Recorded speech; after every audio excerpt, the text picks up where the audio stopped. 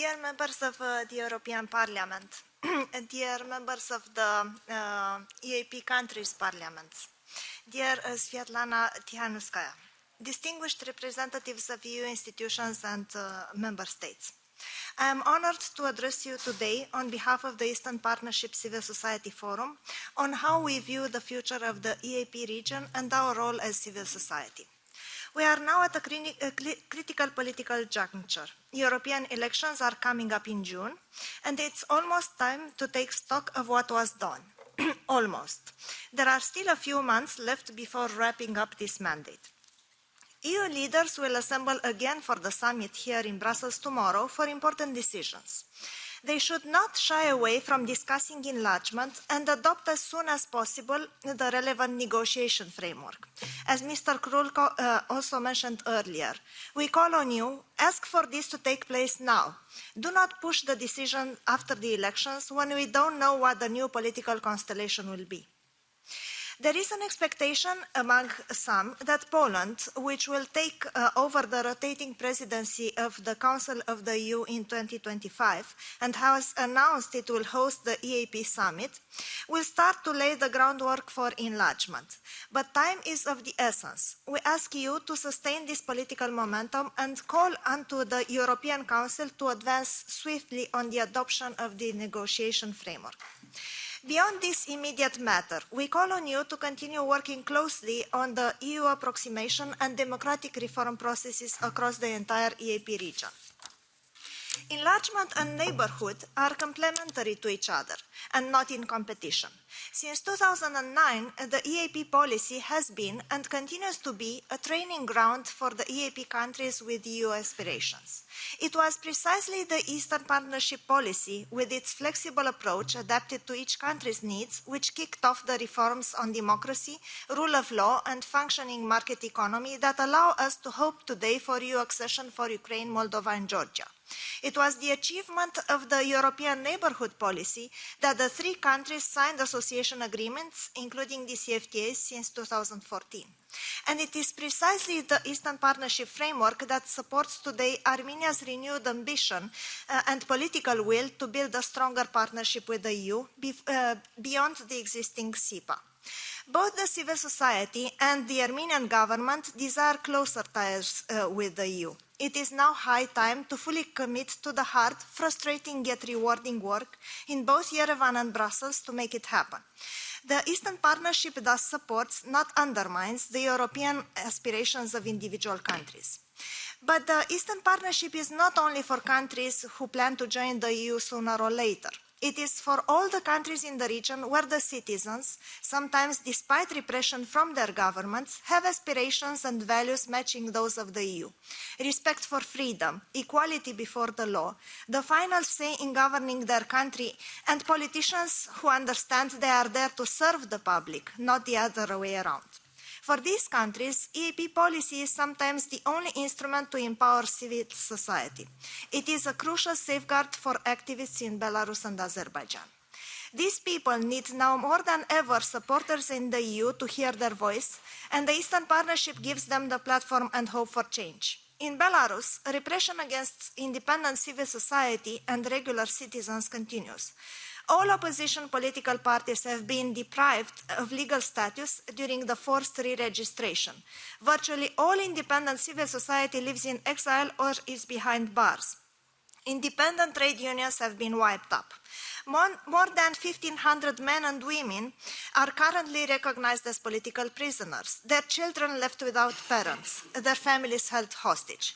We do welcome the updated conclusion of the Council from the 19th of February, and we appreciate the ongoing support of the EU for Belarusian civil society and democratic forces. But we must do more. It's time to have a comprehensive, coherent EU strategy for Belarus. A clear plan of joint actions to stop repression, release political prisoners, and support the country's progression to democracy. We said it many times before, and Mrs. Tikhanovskaya also mentioned it, we should stop using an empty chair for Belarus in formal EAP meetings. We must welcome the democratic forces representatives as the two representatives of Belarus. We are alarmed by the ongoing repression of civil society and media in Azerbaijan. Since 2022, repression and intimidation against local journalists, trade union activists, environmental defenders, and opposition figures has ramped up. The number of political prisoners doubled in the last 12 months. 200 people are currently held in jail on political grounds, including 3 of our EAP-CSF colleagues, Gubadi Badoglu, Bakhtiar Hajiev, and Aziz Orujov. Gubadi Badoglu, a renowned political economist, prominent opposition figures, and a founding member of our organization, has been in prison since last July, and his life hangs by a thread as vital medications are denied to him. We said it last year, and I repeat it here today.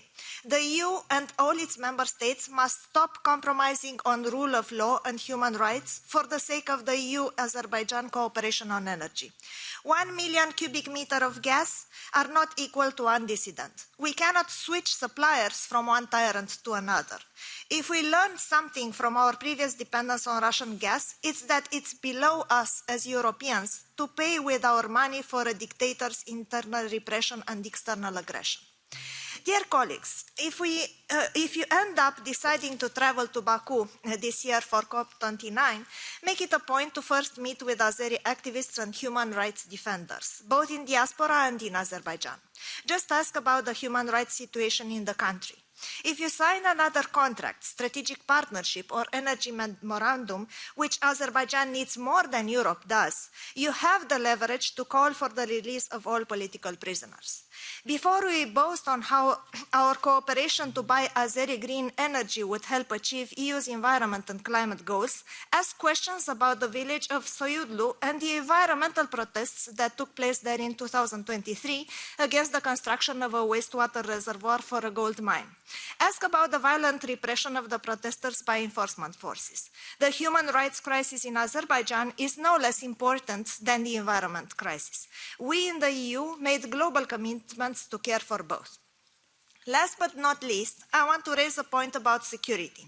If there is one lesson we learned since 2022, it's that the EU will never be secure until its entire neighborhood is secure, and that Russia is and will remain a threat to all of us.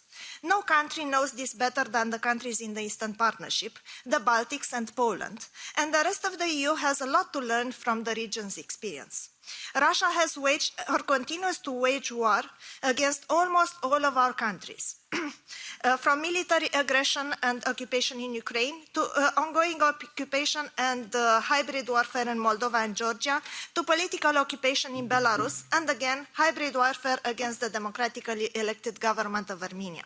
With the West, Russia weaponizes everything, from energy, migration, sports, food, to the widespread use of disinformation and corruption of decision makers. To this, we only have one response: arm Ukraine to the teeth with Russia's own money. We use now the more than $300 billion in frozen Russian assets to give Ukraine everything it needs. Speed up negotiations for EU accession now before elections. Fight dictatorship in Belarus and Azerbaijan. Defend our own values and arm against aggression. Step up the fight with disinformation. Pre-bank the Russian narratives, tell the truth before the lie spreads. Fight for our European values and turn the table. None of us can do it alone, neither individual EU member states, nor the Eastern Partnership countries individually, neither governments or civil society by itself. We, the civil society from the Eastern Partnership and the European Union, are and will continue to be your partners in this fight. Thank you. Okay, thanks a lot.